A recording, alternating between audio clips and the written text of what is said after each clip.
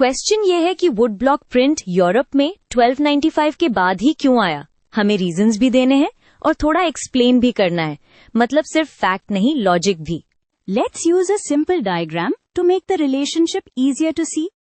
पहले ये क्लियर कर लेते हैं कि वुड ब्लॉक प्रिंटिंग ओरिजिनेट कहाँ हुआ। ये technique east Asia, specially China में काफी पहले डेवलप हो चुकी थी। यूरोप में प्रॉब्लम ये थी कि टेक्नोलॉजी तब तक पहुंचती ही नहीं थी जब तक स्ट्रॉन्ग कॉन्टैक्ट और नॉलेज एक्सचेंज ना हो।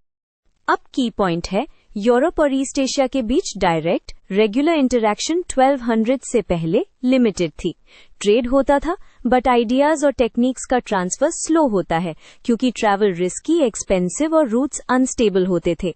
इसलिए प्रिंटिंग जैसी स्किल्ड टेक्निक का रीच यूरोप तक लेट हुआ।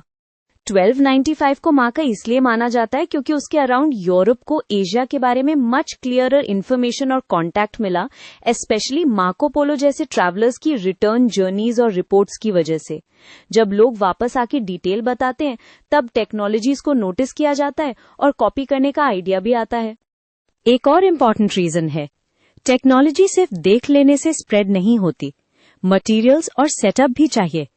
यूरोप में पेपर का यूज ग्रेजुअली बढ़ा और जब पेपर अवेलेबिलिटी और अर्बन वर्कशॉप्स ग्रो हुई तब प्रिंटिंग मेथड्स अडॉप्ट करना रियलिस्टिक बना। इससे पहले मैन्यूस्क्रिप्ट्स का सिस्टम डोमिनेंट था।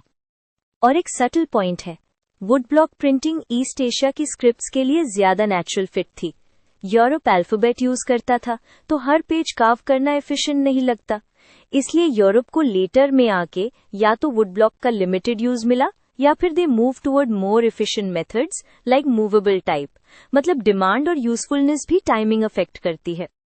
तो ओवरऑल एक्सप्लेनेशन ये बनती है कि वुड ब्लॉक प्रिंटिंग पहले एशिया में थी पर यूरोप तक लेट इसलिए पहुंची क्योंकि सस्टेन्ड कॉन्टैक्ट लेट डेवलप हुआ। 1295 के बाद ट्रैवल नॉलेज फ्लो स्ट्रॉन्गर हुआ और यूरोप में मटेरियल्स प्लस नीड भी उस टाइम पे ज्यादा रेडी थी। ये सब फैक्टर्स मिलके उस टाइमिंग को एक्सप्लेन करते हैं।